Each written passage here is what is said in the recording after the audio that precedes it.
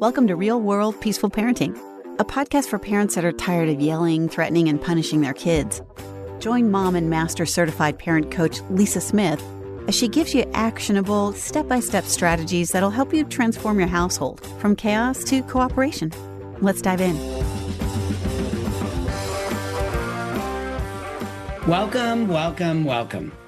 Welcome to today's episode. I am so thrilled to be with you here today. Picture this. It's 6:30 p.m. on a Tuesday. You just walk through the door after a long day at work. And within 30 seconds, your 8-year-old is in complete meltdown mode because their sibling looked at them wrong. Your first instinct to jump in and fix it. Stop fighting, just get along. But then your partner walks in behind you, sees the chaos, and immediately starts correcting your approach. That's not how we handle this. You're being too soft.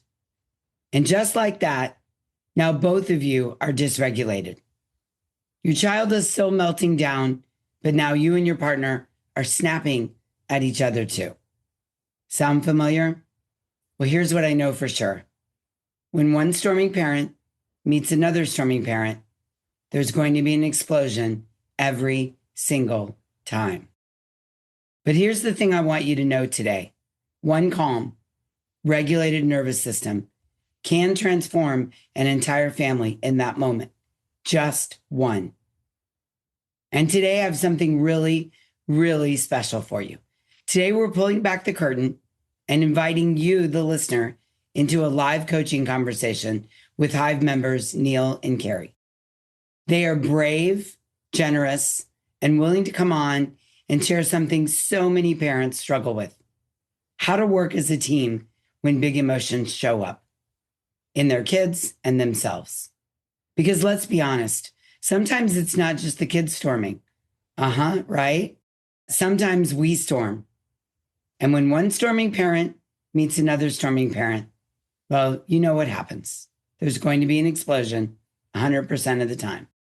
And if you've ever felt like you and your partner were on opposite teams when your child was melting down, not listening, or struggling, today's episode is exactly for you. And speaking of navigating these storming moments together, I am so excited to say welcome, Neil and Kari. Thrilled to have you both here today. Thank you. Thank you. We're glad to be here. I'm excited to talk about this topic. Right? I mean, it's a good one. It's juicy. And Neil and Kari reached out to me because they've been working on something so many of you face. And it's really about staying regulated when our kids are dysregulated and how to support each other instead of both getting triggered at the same time. And, let me just say, because I really do work to be totally transparent in my coaching and in the podcast and in my life, I can so relate to this topic because it is something that Dave and I definitely struggled with when Malcolm was little, your boys' age. And I would not give us necessarily a gold star all the time or 100 or an A+, because when new things come up, we still struggle sometimes with how to co-regulate, with how to stay regulated when our son is struggling with something, when he's melting down, when he's doing something we don't like or agree with. And so I just want to validate from the outset that this is an authentic struggle in most homes around the world, regardless of what your home looks like, where you're from, what part of the country you live in, what you believe in. This struggle is real, and it is especially real in 2025 with our busy lives, with how involved we are with our kids, with how just complicated life is today. This struggle is real. So I want to just say from the beginning, Neil and Kari, from the bottom of my heart, thank you for coming and talking about this, because I know today we're going to help so many people sort this out. You're welcome. All right, let's start with this. Can you share a specific example from this past week where both of you got triggered at the same time? Paint the picture for us. What was happening with the kids? How did it unfold between the two of you? Let's walk through a specific example that we want to work on. Okay. Do you have one? I do. You go ahead. You sure? Yeah. I wonder if it's the same one we're thinking of. Maybe. Yeah. Surprise me. So this is one that we actually talked a little bit about in coaching. I talked with you about in coaching on a Hive call. But last Thursday night, Commanders playing the Packers. And I don't know, I've been to like do things while the game is on and somehow like still watch the kids, be present, but then have my phone on and try to watch the game. And while I was doing that, kind of there's this parallel dialogue where I'm trying to get to bed because I have sleep issues and there's a whole number of things that I need to do to get ready for bed. And as I was getting ready for bed and trying to finish up that list of things to do, my son comes in and says, Dad, like, come over here, listen to this voice that mom has. Like, she's going to do this really funny voice.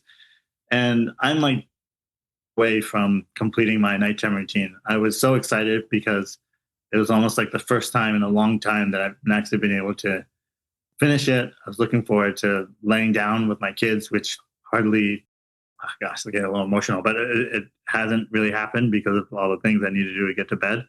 And I was just thinking like, okay, Avi, like, just give me these 3 minutes. And then he kept telling my ear, Dad, come on. And I was literally reading this. I read a small passage of scripture, and I was just trying to read like one paragraph. And I thought he was watching football. Yeah. Okay. And he just kept saying, Dad, come on. Literally screaming in my ear while I'm trying to have like this meditative moment. And I was just promising like just 1 minute, just like literally 1 minute.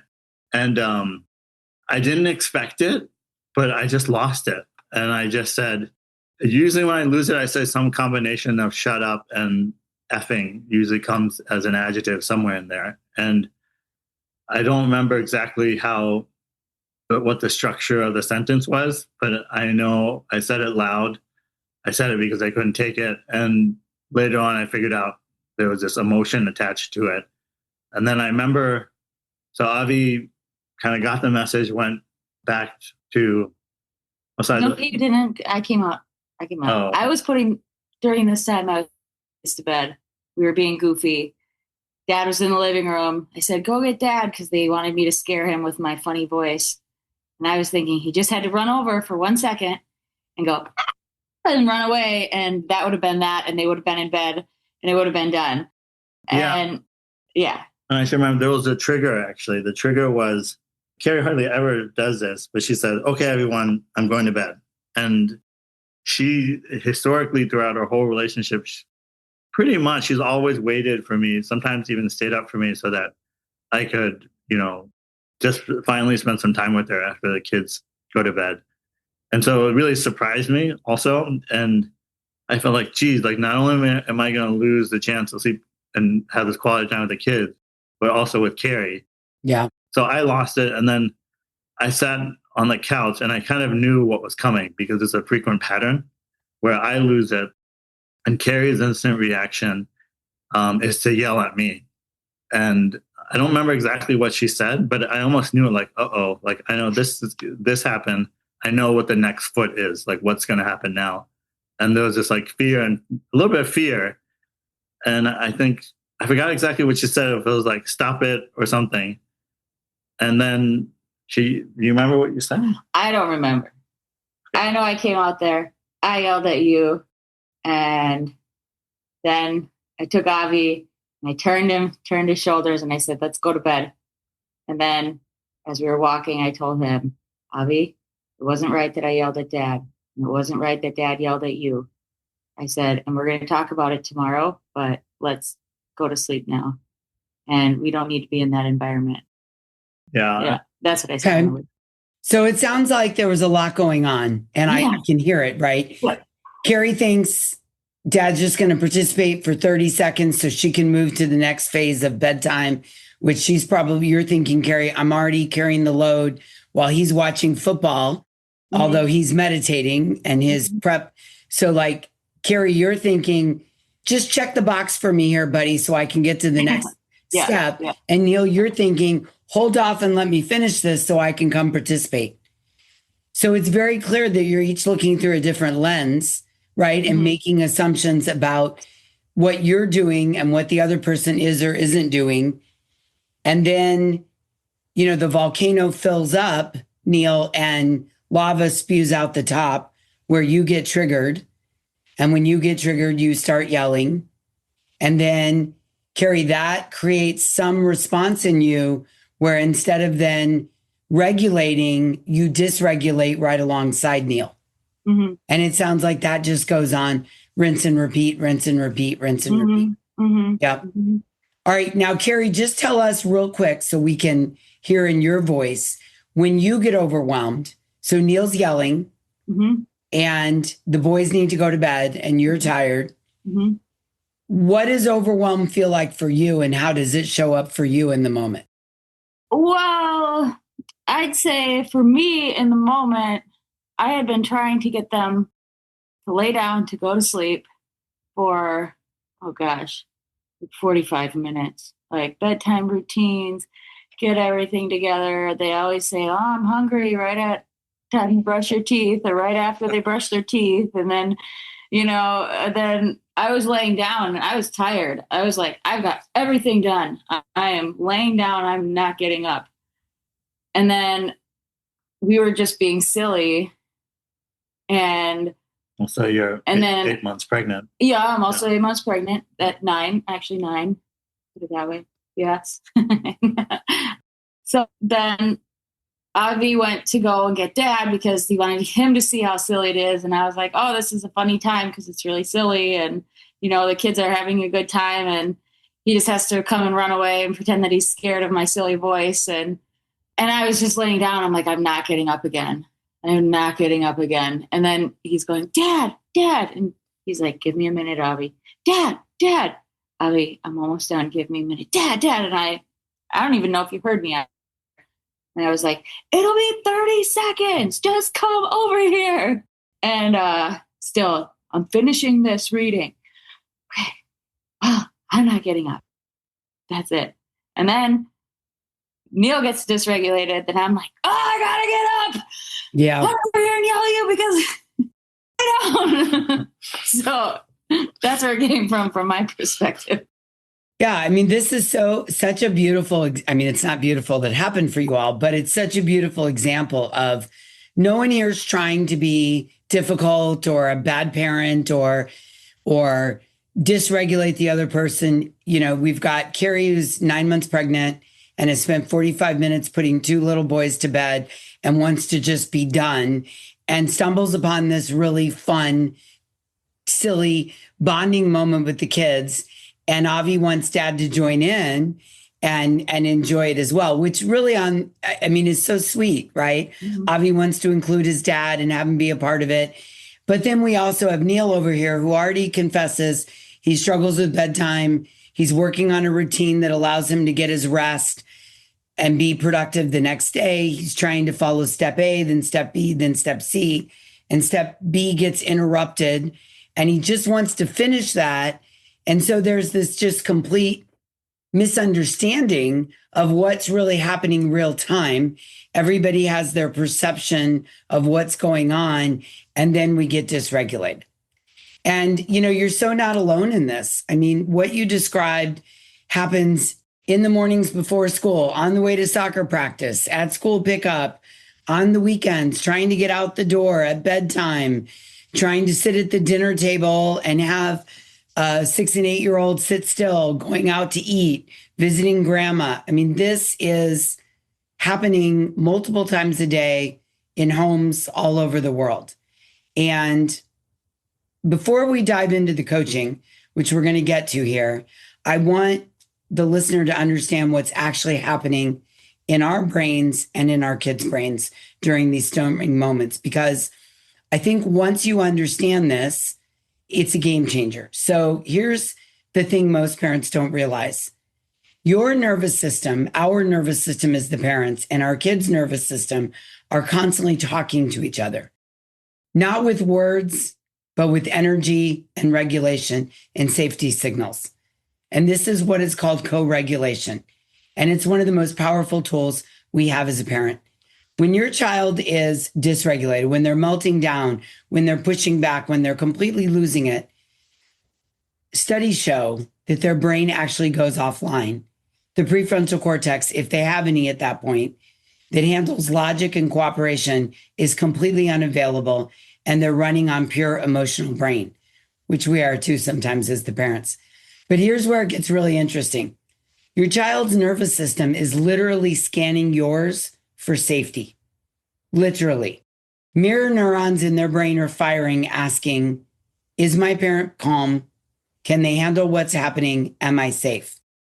And if you're dysregulated too, if you're yelling, panicking, or spiraling, their brain gets the message danger, and then that causes them to dysregulate even further. The adult can't handle this, so I need to fight harder. But when you stay regulated, you're calm and steady in their chaos. Their nervous system starts to sync with ours, and your regulation becomes their roadmap back to calm. Now, here's what makes co-parenting so tricky. And sometimes I think single parents get a little advantage here, but they may not agree with me as single parents. But here's what makes co-parenting so tricky. When two parents get triggered at the exact same time, we don't just have one dysregulated nervous system, we have a dysregulated spiral. Your stress triggers your partner's stress, which triggers more stress in you, which further dysregulates your child's nervous system even more. It's like having two different fire alarms in two different rooms going off at once. Nobody can think clearly, nobody can problem solve, and everyone just gets more activated, which think about this.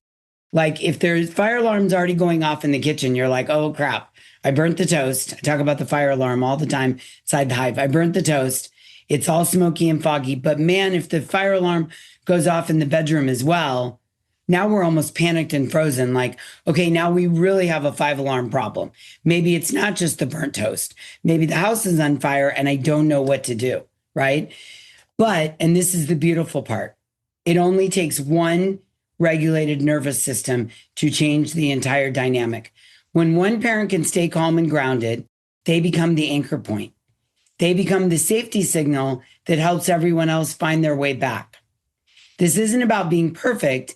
It isn't about never getting triggered. This is about recognizing when you're dysregulated and having the tools to come back to calm for both yourself and your partner as a team. And that's exactly what we're going to help Neil and Kari explore today. I have to say, before we even get into the coaching, Kari, your idea when you finally got up out of the bed at 9 months pregnant and, picked Avi up and apologized to him, repaired. I'm sorry that I yelled at Dad. Sorry, Dad yelled at you. We'll work this out tomorrow, but we're not going to stay in this environment. It was a form of anchoring for Avi. It was a form of, rather than standing there, and I really want to applaud you, rather than standing there and yelling at Neil, leaving the room with Avi to continue the bedtime is good for everybody. And it may not have felt great for Neil in the moment. I get that. But because he might have felt left alone after he yelled and feeling guilty and bad and, well, what happened here? But it was great for your kid in repairing and then moving back to the bedtime routine. So I want to really commend you there. And I think in the moment it didn't feel very good for Neil, because when we talked about it later, he was like, what did you say to Avi? And I told him what I said. He was like, oh, that was good. I was like, okay, yeah. And you know what?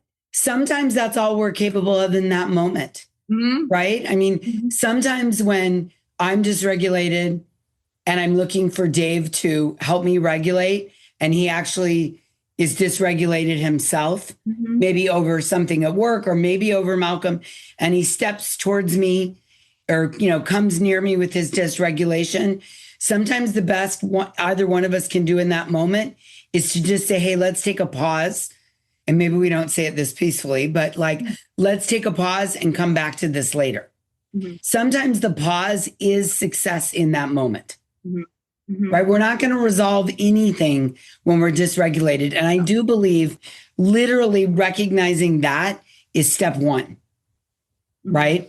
Okay, so let's dive into some questions here. So let's dig into what might be going under the surface, because this is bigger than one meltdown. So let me ask you, Kari, How were big emotions handled in your family growing up?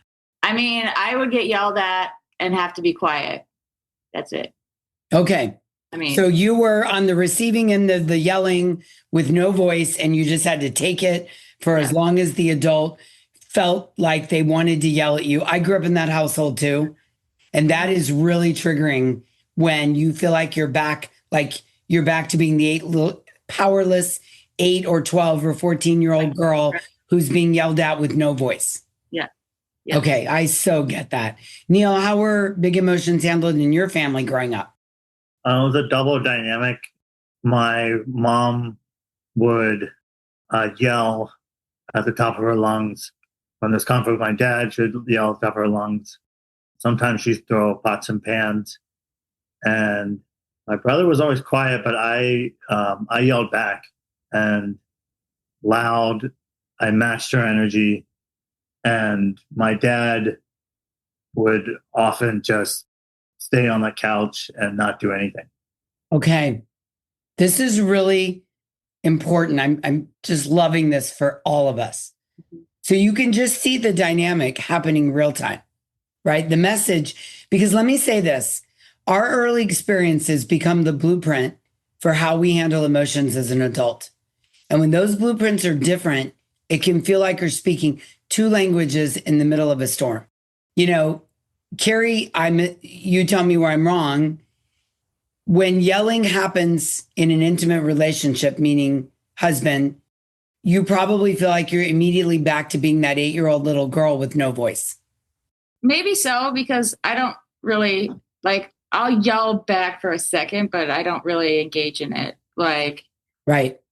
You go into freeze or fawn. Yeah. Right. How do I make this stop? Yeah. Yeah. Okay. And Neil, you as a child got the message, if someone's yelling at me, I'm allowed to yell back. Yeah. And you probably think, and this is what's interesting, like my whole body is on fire right now and I have goosebumps on my arms and I want to cry because this is so powerful. Because Kari, here's the message I imagine Neil got. If someone yells at me, I can yell back and it's okay. We're just yelling at each other. And there's no, depression or intimidation or trying to make you small. This is a healthy, quote unquote, version of communicating. And so when I yell, I think it's fair game and I'm just waiting for you to yell back at me. Mm-hmm. So it's like fight and fight. And you're in fight and fawn or freeze. Mm-hmm. And so you're literally speaking different languages. Mm-hmm. This is the challenge that you guys face. And then throw two kids into it who are, kids are self-centered. They're immediate. They have needs that need to be met. There's no time to sort of slow down and notice the dynamic going on in real time.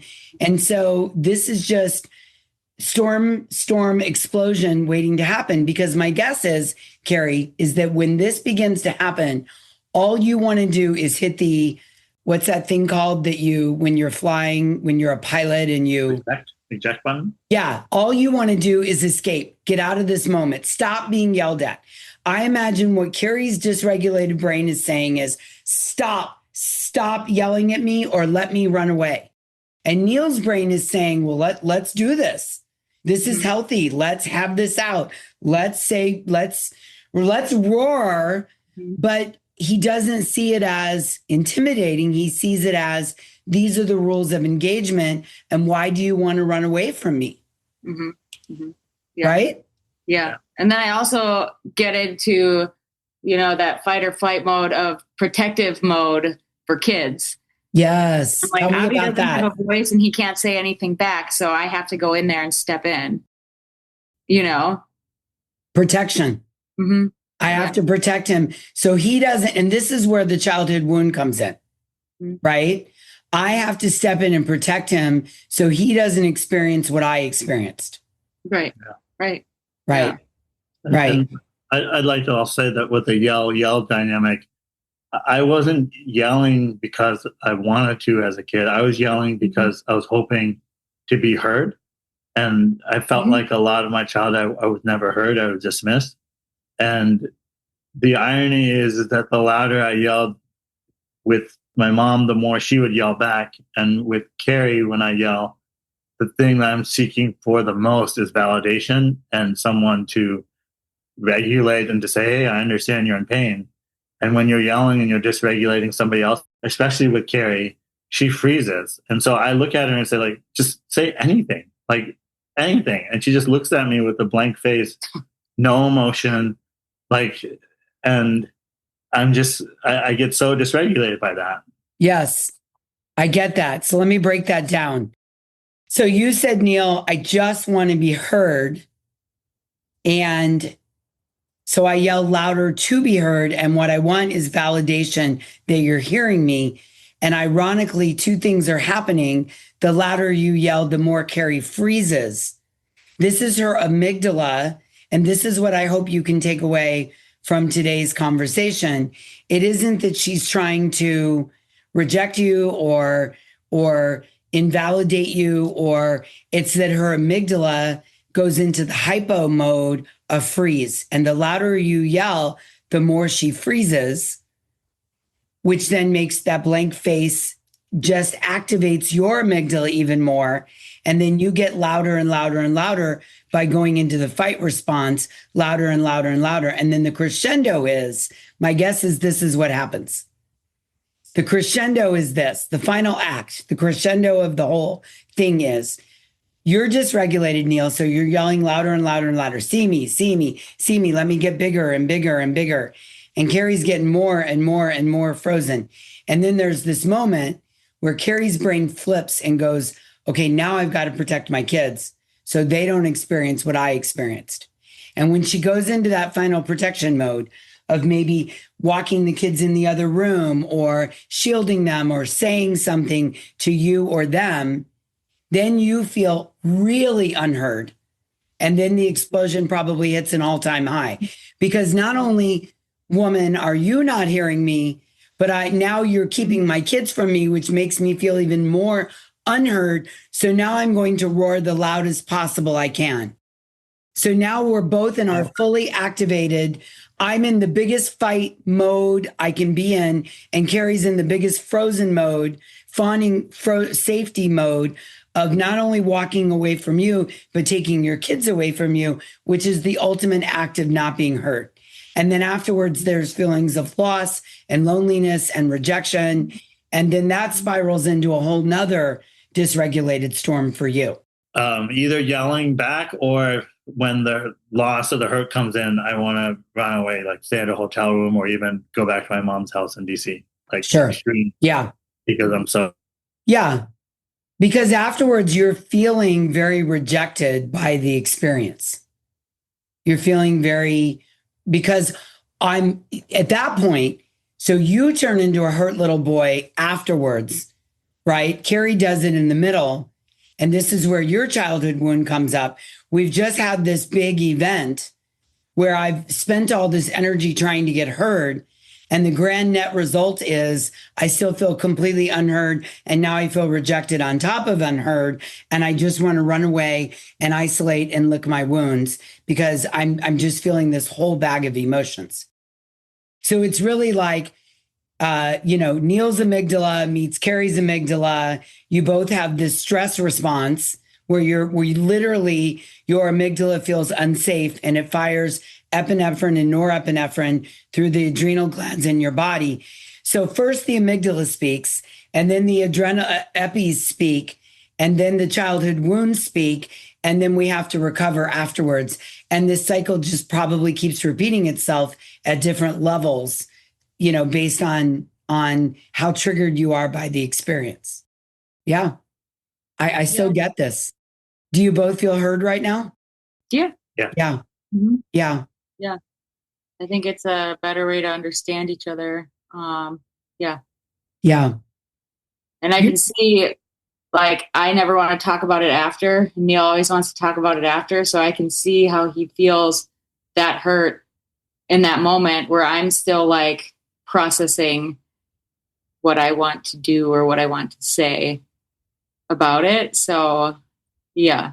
And I'll also say something like through your coaching, which really helped, is that we're able to communicate after the fact. And even sometimes, this is not the only example that even happened in the last week, but that pause is so critical. And I'm learning to try to be really comfortable with that, because it's like a steam cooker. And when all these emotions bubble up, it's like, what? Like, how can you ask me to pause right now? Because I'm about to blow and I'm holding this lid on top of this emotion.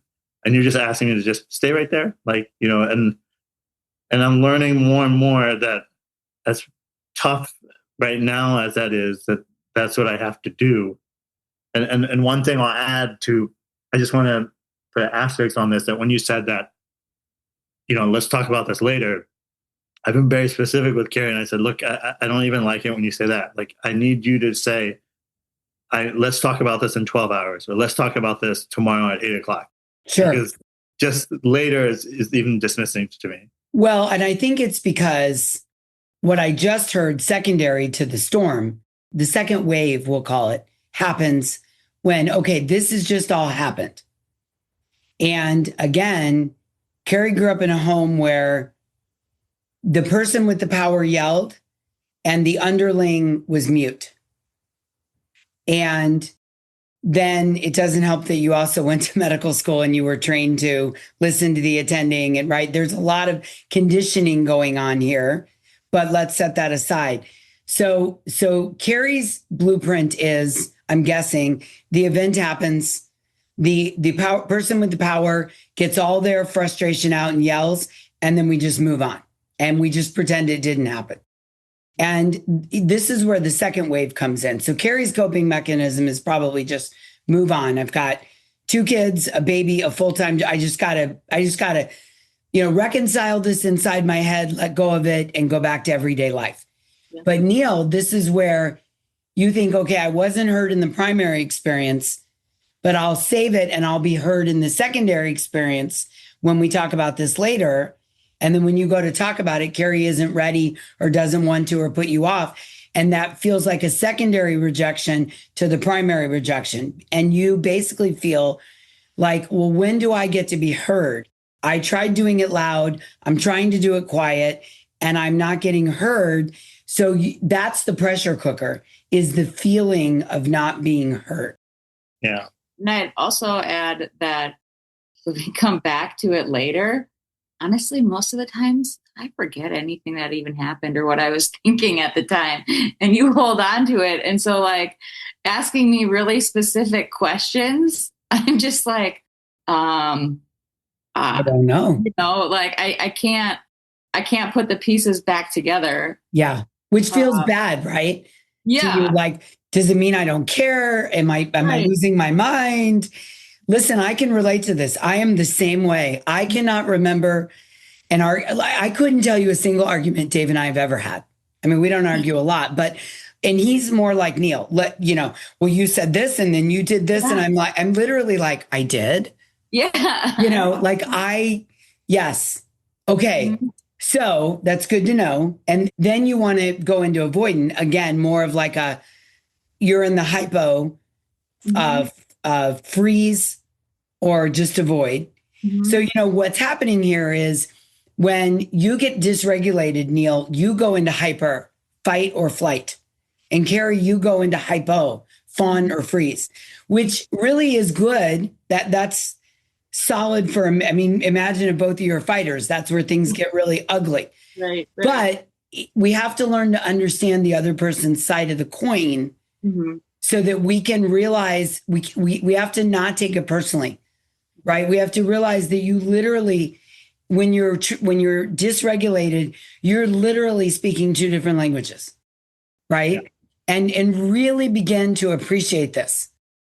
And, it's like Neil can't wait to get back in there, get back in the ring and battle this out, not even in an aggressive way. And Kari, you're like, I don't want to step back in the ring at all because I can't even remember what happened.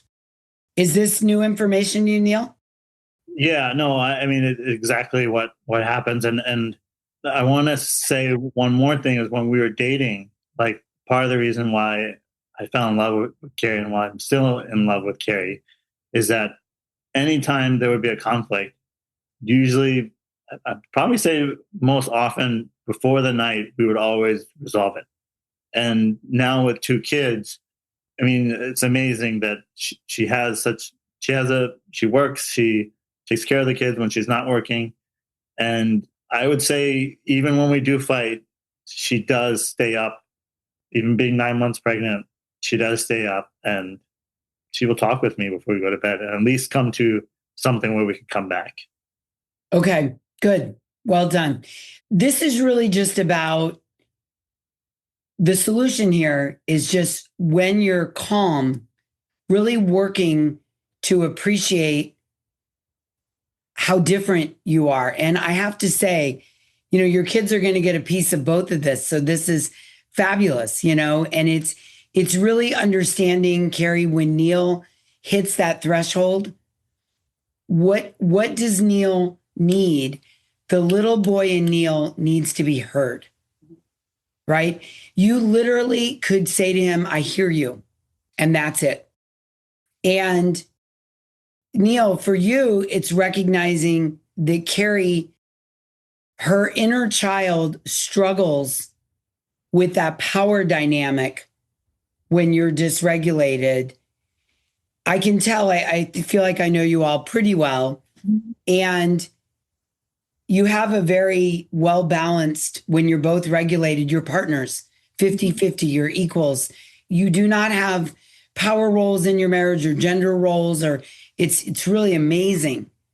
But Neil, your job is to recognize that when Kari gets dysregulated, there's this shift where she perceives the louder person has all the power, and she turns into, I would say, powerless or much less power, and her voice gets muted. And so your job is to see that she's struggling not to reject you or defy you, but it's a frozen moment for her. Yeah.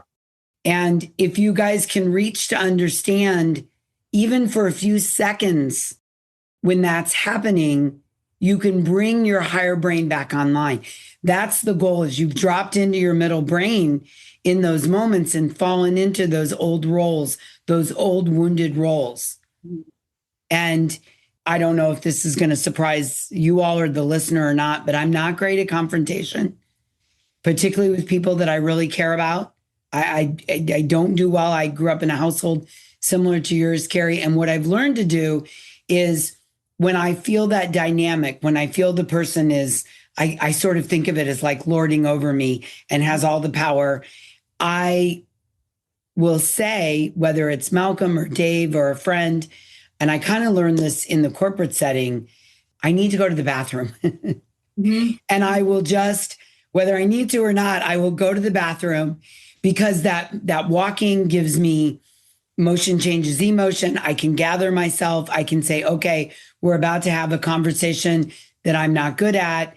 And it will really allow me to gather myself and kind of snap out of that blueprint that I was raised in that makes me feel like I don't have a voice.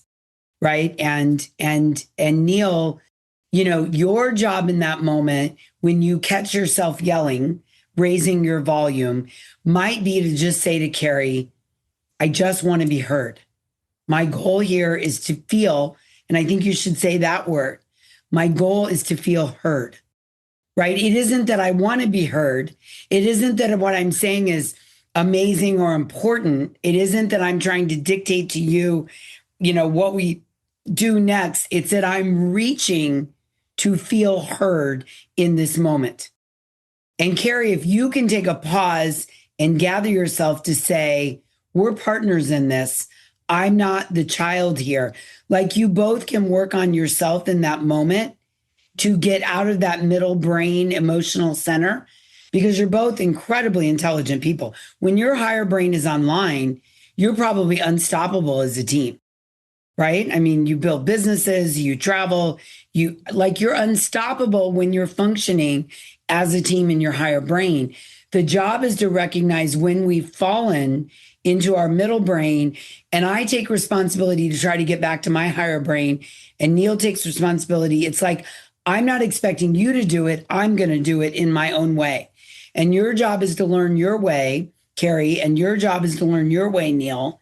So Neil, you say, hey, I'm just trying to feel heard here.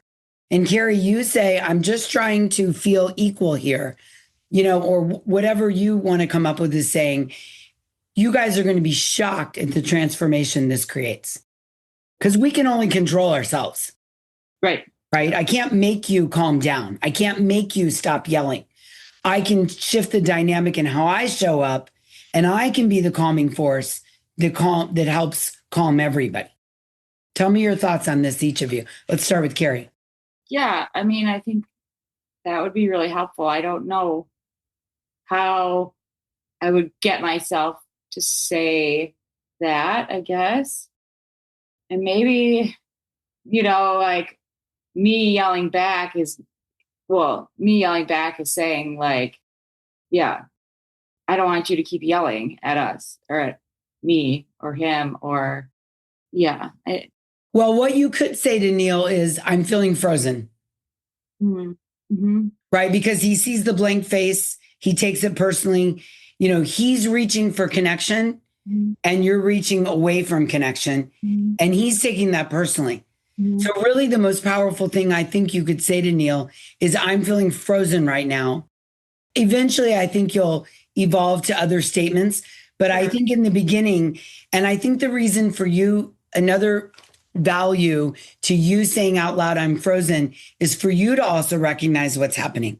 Right. And for that to be a cue to you that I'm not higher brained partnered Kari right now. I'm frozen, wounded Kari, and I'm communicating that to Neil. And Neil, that can be your signal that this isn't about her not hearing you or rejecting you or, pushing you away. This is literally, she is frozen in the moment. So if Kari says, I'm frozen, and Neil, you say, I'm trying to feel heard, like how powerful could that be for the two of you? Yeah. Okay. And I also think each of you saying that is the pause. That is what, I talk about pause and respond. I borrow Viktor Frankl's skills, pause and respond rather than react. What's happening right now is the freeze is the reaction and the yelling to get heard is the reaction. And there's no opportunity to respond. And I get it. You're just completely flooded with cortisol and epinephrine, and the body is just taken over. The amygdala thinks you're in danger and it's trying to save your life. And that's biology. We're hardwired that way as humans, right? Kari, you probably understand that well more than I do. Yeah. But if Kari says, I'm frozen, that is your attempt to pause. I'm frozen. I'm frozen. Like I would say it out loud once and then think it like 10 times. That will give you a moment to pause and bring the higher brain back online. And Neil, if you say out loud, I'm wanting to feel heard, your brain will process that. And your brain eventually, if you do it enough times, both of your brains will go, oh, now I see what's going on within me. Because what I understand deeply is so often when we're dysregulated, we're so focused on the other person. He's being difficult. She's disrespecting me. They're not hearing me, right? And I think saying out loud, I am frozen and I'm trying to feel heard, brings your attention back inward and will allow you to pause and respond. So what I would like you guys to do is really commit to this, work this tool, and let's follow up in a couple weeks and do a second follow-up episode. Sure. And talk about how did it go? What did you notice? My gosh, what a beautiful gift we're giving to the world to follow up. And then let's see what came up and where we can go from here.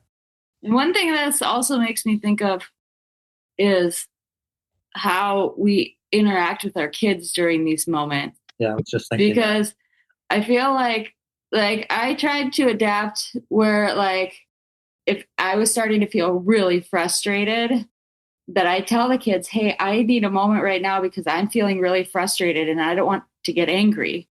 Where if I were to say, Avi, I'm just trying to take you away from over here, we shouldn't be yelling at each other. I need time to think about this. Or Neil says, Avi, I feel like you're not hearing me right now. What I'm trying to tell you is that I need 3 minutes and then I'm going to go in the room. Because I think Avi's, he would get so, he gets like, why aren't you coming? Why aren't you coming? Why aren't you coming? Why aren't you coming? You know? And so that could have, and Neil was working on, I'm going to be calm. I'm going to be calm. Give me a minute. Give me 2 minutes, Avi. Give me 2 minutes. You know, and then it's like, give me, you know, instead of just, he could have said, Avi, I feel like you're not hearing me right now. Yes. You know? Yes. Once you guys develop these skills with each other, you will take them to other areas of your life. And that's why that's the beauty of parenting is it's the rising tide that lifts all boats, right? Mm-hmm. And so you will find a language of, I need a minute. I'm feeling frustrated and I need to take a pause, right? And you can even bring this language in. Mm-hmm. Avi, I feel like you're not hearing me. I'm trying to communicate to you that in 2 minutes after I finish this, I'm all yours. Mm-hmm. I mean, that will, and because then what you'll be doing is you'll be modeling pause and respond for your kids rather than react. And kids don't do what we say, they do what we do. They do what we model, right? So this will be, we'll check in on that too and see if you've noticed a change there. You're basically developing a language of communication and you'll be healing your childhood wounds, which we all have. Nobody escapes childhood without some wounds. So this is in no way disrespectful to the people that raised us. They're amazing and they love us very much. But none of us escape without childhood wounds. But what you're doing is you're healing the little one inside of you that had needs that didn't get met.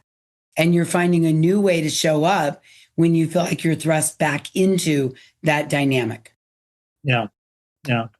And I think that's one of the beautiful things I found with the coaching process is that it hasn't only helped me with my relationship with my kids, but it's helped me first. It's helped the relationship between me and Kari. And then that's what impacts the kids. Mm-hmm. I love it. I love it. Okay.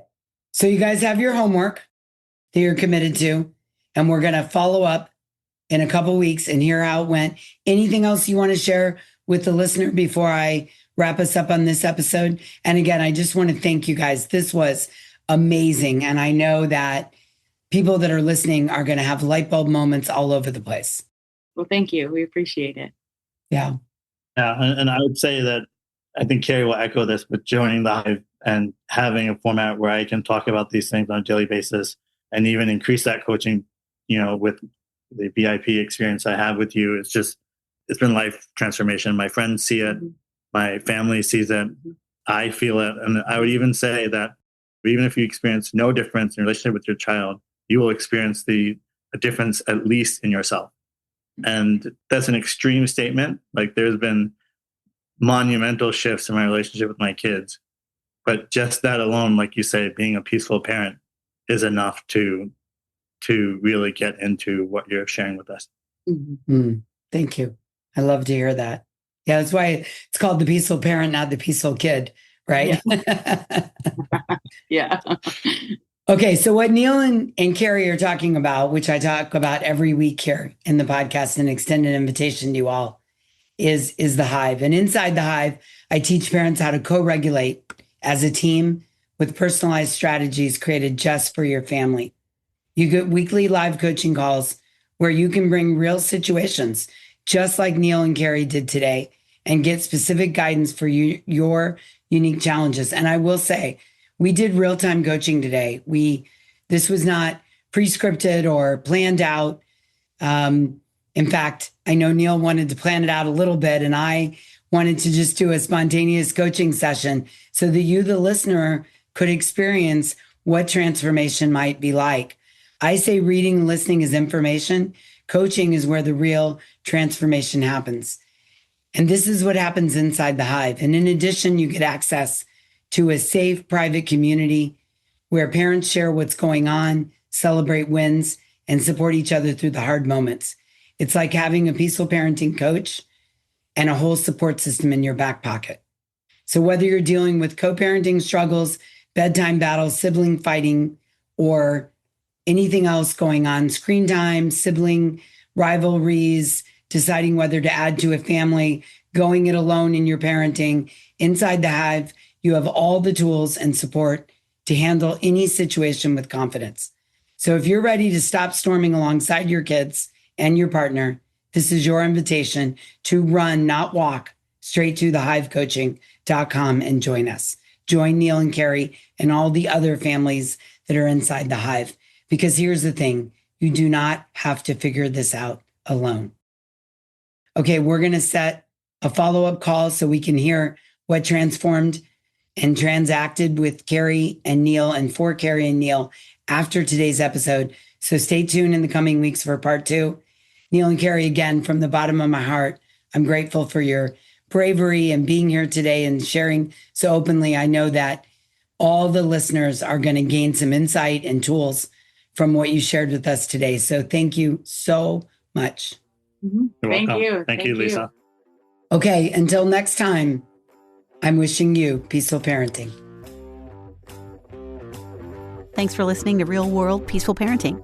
If you want more info on how you can transform your parenting, visit thepeacefulparent.com. See you soon.